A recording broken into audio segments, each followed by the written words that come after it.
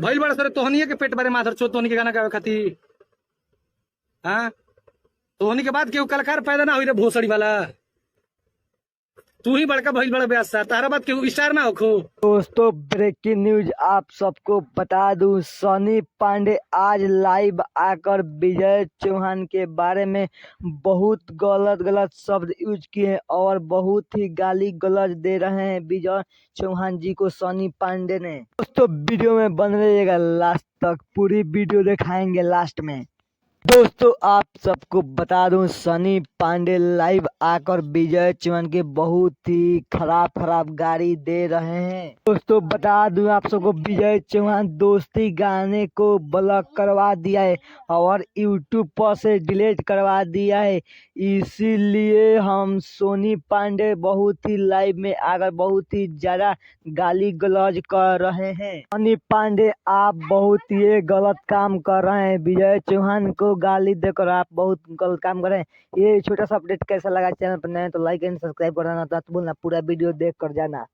कोनो छोट कलाकार के जिए दे सकी ना रे तोहनी के जिए दे सकी ना केहू जी कि ना। आ तोहनी के बाद केहू माने स्टार ना बनो। भोसड़ी वाला चिरकुट के औलाद, भोसड़ी वाले माधर चोद। अरे कितना मेहनत से गाना लिखा था रे सरा बात नहीं, कितना मेहनत से जीव जान लगा के गाना गावल जाता। आ गौल हूं का गौल बड़ी मिला लिए ना गायकी है अपना से। अरे माँ के चिरकुट चोदो भोसड़ी वाला बड़ा का गायक भइल बने साहब। अरे वहीं चो तो घरे बैठल बड़ा दिन भर हारमोनिया बजा लेके ये ताक में रहता लोग कि कौन नया लेके कौन बढ़िया गाना गावलस। आज के पहले बर्दाश्त कइला के हद हो गई रहा। कौन गाना हुई जौन सनी गावत हुई आ भोजपुरी के बड़का बड़का लोग कापी ना करत हुई। यही काम खातिर तोरा इज्जत के भोसड़ी वाला। हाँ जितना चर्चा रखले बड़े तोहनी के बर्बाद कर दी सब भोसड़ी वाला। गीतकार बनत रहता मुंह से जुबान खाली करावत रहे दोगला सारा नहीं। का गीत लिखे लेते, कौन गीत लिखे लेते, गीत लिखे ले।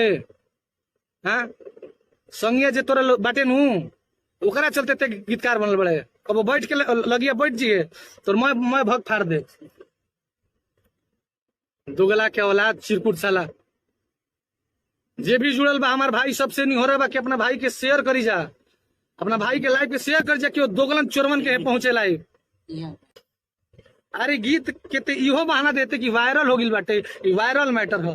सनी वायरल मैटर ना गावेले। सनी जौन गावे लोग पीछे से कापी लोग करेला, कापी। सनी ब्रांड हवे आ तोरा रोकला से ना रोकाई।